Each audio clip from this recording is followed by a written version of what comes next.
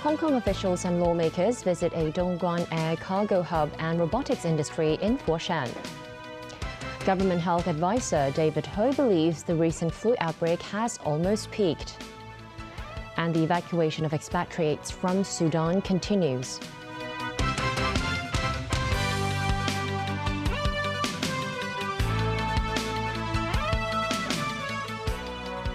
Good evening and welcome to TVB News.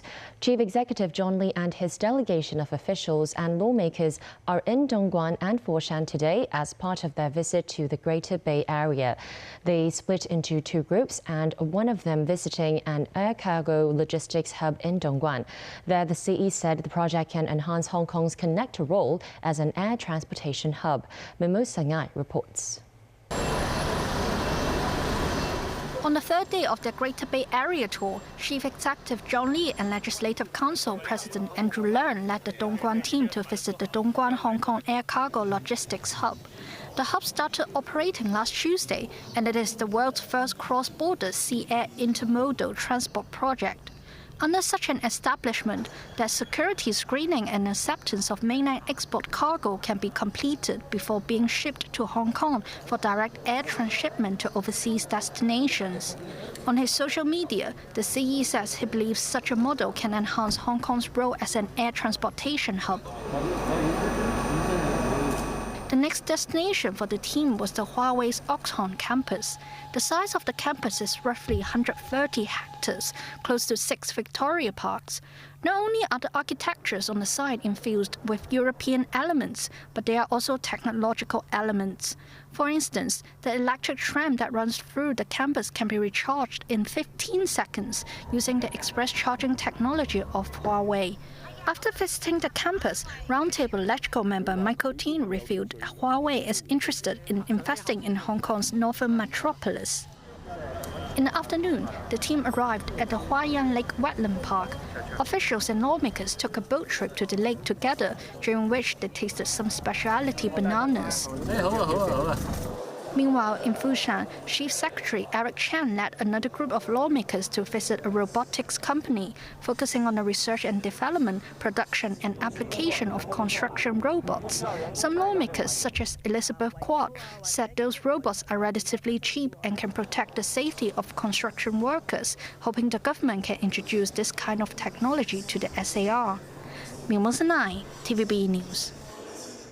Hong Kong's flu hospitalization rate experienced a rapid increase in recent days that includes serious and fatal cases. This as government health advisor David Ho noted that the influenza situation remains similar to before the pandemic, adding that he believes the recent outbreak has almost peaked. Timothy Lee reports.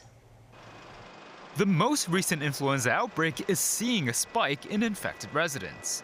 By the second week of this month, the hospitalization rate of flu patients is at the same level as the peak of the flu season in 2019.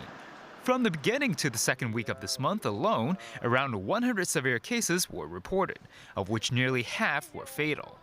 Speaking with TVB News, Government Health Advisor David Hui said the recent fatal cases mostly consisted of patients aged 65 or above who suffered from chronic illnesses. Normally, we have the winter peak of influenza in January and February, and then we have a summer peak between June and September. This year, because of the removal of the mask mandate on the 1st of March, we see influenza late. But by now, there have been over 100 severe cases, and there have been at least 49 fatal cases. So the high-risk population certainly need to be more careful. So the extreme age, people age less than 5 years, and also the elderly, they really should go for the seasonal influenza vaccination. But he noted that the situation is not too dissimilar to before the pandemic. Hui said he believes the infection numbers have already reached their peak and that they are on track for a gradual decline. Regarding severe cases that have already received the influenza jab, he emphasized that vaccination only offers a 60% prevention rate at best, and that patients who are either elderly or suffer from chronic illness tend to experience more symptoms. He urged such individuals to seek medical help as early as possible and take the Tamiflu drug within 48 hours of the symptoms onset. On COVID-19, Hui said cases in Hong Kong are currently rebounding due to decreasing antibodies of the vaccinated population and believes the newly infected will mainly experience light symptoms. Timothy Lee, TVB News. Meanwhile, the mainland has reported 13 new Arcturus cases over the past week. Many posted on social media about getting COVID again, prompting concerns that a new wave of mass infections is on the way. Mainland infectious disease expert Zhang Wenhong reportedly said during a medical forum that reinfection may occur 6 months after contracting the virus, but the symptoms will be mild. He also urged residents to get a booster jab every 6 months. Elsewhere, Western countries as well as Japan have been evacuating personnel from Sudan as violence between warring sides of the military shows little sign of abating. The bloody onslaught of urban warfare has trapped large numbers in the Sudanese capital, disabling the airport and rendering some roads impassable. Matthew Bray reports. This is a tweet from the Rapid Support Forces saying they had coordinated the evacuation of American diplomats and their families from Khartoum with US forces. In an earlier statement, US President Biden had ordered the evacuation of staff as operations at the embassy ceased for the time being at least. It was followed by a tweet from Secretary of State Antony Blinken continuing to press for a ceasefire between the army and the RSF where there patently isn't one. Other countries, including Saudi Arabia, Britain, France and Japan, were getting their people out of Sudan, some via the Red Sea port of Port Sudan, 650 kilometres from Khartoum. Flights in and out of Sudan are considered risky. He has said that there needs to be a right way out of the conflict, his most benign comments so far. The army has air power, but the RSF is heavily dug in the urban areas. The result is residents are trapped inside their homes and basic supplies are starting to dwindle. Of course, food running out is one issue. This man lost his son when shelling hit his house.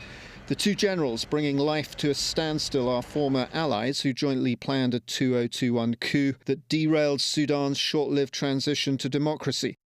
The dispute is really over the RSF being incorporated into the military and an eventual outcome of civilian rule. Both sides have histories of abuses, particularly the RSF, which grew out of the Janjaweed militias responsible for mass atrocities in the Darfur region in the early 2000s. Matthew Bray, TVB News. Authorities in Russia evacuated multiple apartment buildings in Belgorod after a device was found at the site where a bomb accidentally dropped by a Russian warplane exploded late Thursday. Sappers exploded the new device found near the site of the original explosion in a field. 3,000 people were evacuated temporarily after the discovery. Belgorod is 40 kilometers from the Ukraine border. Meanwhile, at least 5 Russian missiles hit the Ukraine city of Kharkiv and the surround areas late Saturday. Houses were struck. It's not known if there were casualties. Brazil's President Lula da Silva insists he's trying to broker peace in Ukraine despite criticizing his European allies' attitude towards Russia. The leader of South America's largest economy is in Portugal and says he is not trying to please anyone. The United States accused Lula of peddling propaganda during his recent trip to China when he suggested Russia may not be the only aggressor in the Ukraine war. Lula said European countries should stop supplying Ukraine with weapons. Portugal's President Marcelo Rebelo de Sousa was diplomatic but conceded the two nations have different views. Portugal is a founding member of NATO and have agreed Ukraine can join their military alliance once the war is over. Lula also signed agreements as he aims to ease relations with Brazil's former colonial power. France and the Baltic states of Estonia, Latvia and Lithuania expressed dismay after China's ambassador in Paris questioned the sovereignty of former Soviet countries like Ukraine. Chinese Ambassador Liu She made the comments in an interview aired on French television on Friday.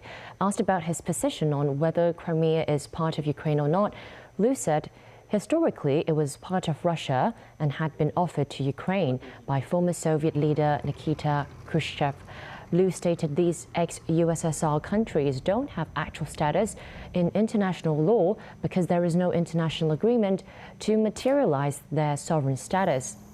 France responded by stating its full solidarity with all the allied countries affected. A French Foreign Ministry spokesperson said Ukraine specifically was internationally recognized within borders, including Crimea, in 1991 by the entire international community, including China. The spokesperson added that China will have to clarify whether these comments reflect its position or not. The three Baltic states, all formerly part of the Soviet Union, reacted along the same lines as France. A Massachusetts Air National Guardsman accused of leaking classified documents had allegedly been posting sensitive information months earlier than previously known. This, according to a report from the New York Times, which cited online postings reviewed by the newspaper. NBC News has details. New reporting tonight that the accused leaker of classified information began posting secrets more than a year ago, shortly after Russia's invasion of Ukraine. The New York Times says it discovered that Airman Jack Teixeira allegedly began sharing military secrets as far back as February 2022 to a chat group containing 600 members. That's 10 months before the December 2022 leaks that Teixeira is charged with. Two sources familiar with the matter tell NBC News investigators gave no indication when briefing Congress last week that they were aware of this new set of disclosures. The FBI and the Pentagon have been scrambling to assess the damage from a leak they first discovered April 5th. And the longer something is out there floating in the ether, in the cyber world, without the government knowing, without them being able to shut it down, the more potential damage can be done. Teixeira's lawyer, the FBI, and the Pentagon all declined to comment tonight. The Times matched the new post to Teixeira through a series of digital clues, including a handle he had previously used. The newspaper quoted Teixeira boasting of his special access to secrets. I have a little more than open source info. Perks of being in a USAF intel unit, he said, seemingly referring to his job as an IT specialist in an Air Force intelligence wing, and hinting that he used his IT access to get information. The job I have lets me get privilege above most intel guys, he wrote. Teixeira claimed he was hunting through classified computer networks for intelligence on the Ukraine war, including material from the National Security Agency and GCHQ, the UK's digital spying department. This goes way beyond a kid trying to impress his buddies. When one chat room member urged him not to abuse his access to secrets, he is said to have replied, "Too late." Still to come on tonight's news. Earth Day parades in different parts of the world. Pictures of houses sliding down a hill in the U.S. state of Utah. And the 76th anniversary of the Dutch Flower Parade.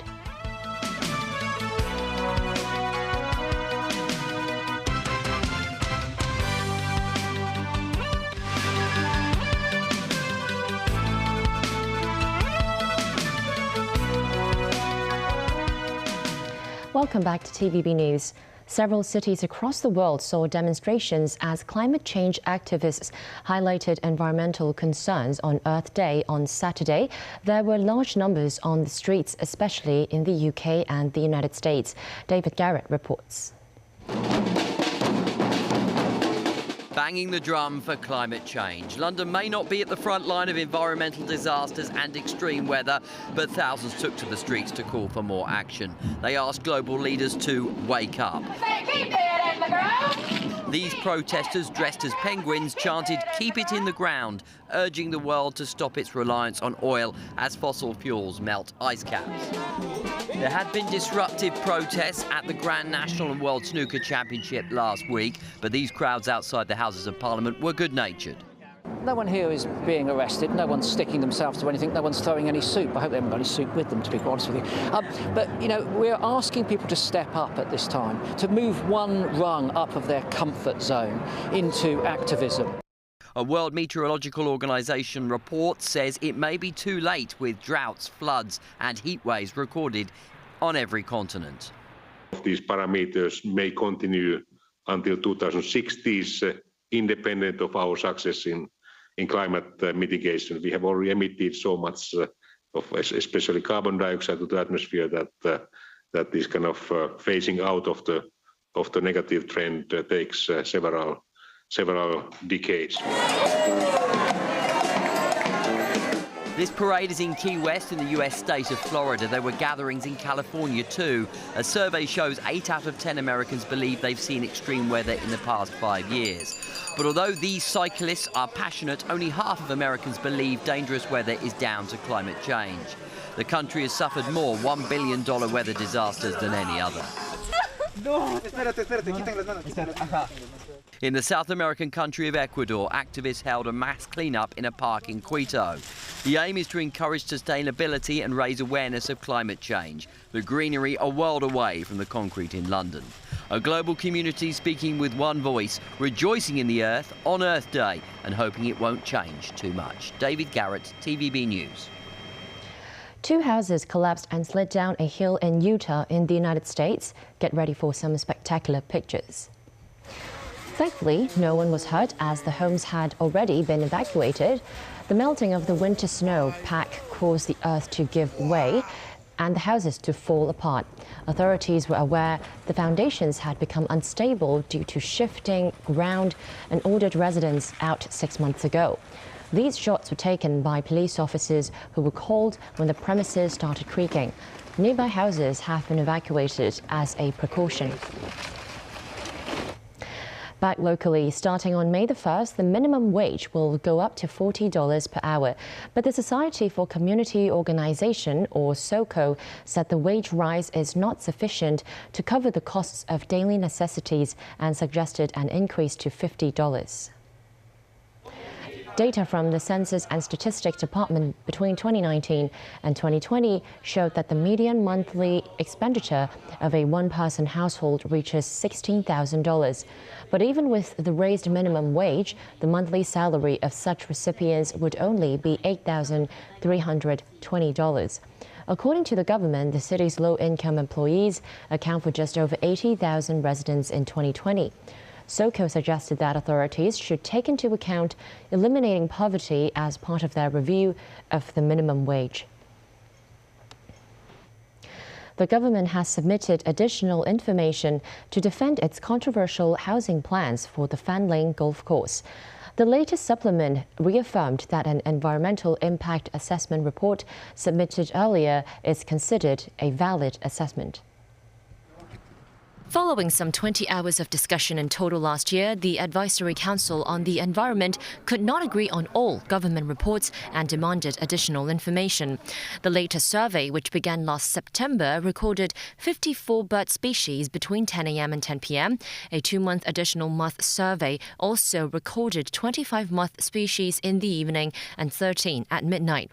The report reaffirmed that the bird survey and moth survey submitted by the Environmental Impact Assessment earlier are valid for assessment. Earlier, the council requested the tree compensation ratio be raised to at least 1:1:5, but the latest additional information said that it will replace trees that will not survive. It assured the tree compensation plan will be 3 years longer than usual, hence fully complying with the established requirement of 1:1. Also, the report stated some 0.39 hectares of woodland there has minimal ecological value, and its removal will not result in any adverse ecological impact. It concluded that there will be an adverse impact on the scale of public housing and commercial facilities if the woodland concerned is to be preserved. 一個過百年嘅球場，咁裏邊亦都有好多嘅。Lau Ka Lok, spokesperson for the alliance supporting the golf course, said the report cannot fully reflect the bigger picture. He said there must be more to a 100-year-old golf course, which includes insects that are near extinction or ancient trees that did not make it to the official ancient tree list because the golf course is not located on government land. The Advisory Council on the Environment will meet on May the 3rd. Meanwhile, the council, which has been suspended last year, has already lost 1 member as well as 4 members who have environmental backgrounds. Stunningly decorated floats captivated crowds at the start of the Dutch Flower Parade, which was marking its 76th anniversary. The parade takes place on the 3rd weekend of April, when thousands of visitors flock to the Amsterdam area for its floral displays and colourful flower fields. The complete route of the flower parade covers 41 kilometres. Many of the floats are themed and delight tourists who travelled from across the world to witness the spectacle. The French, you can see a kitchen, ready for That's the news. Thanks for watching.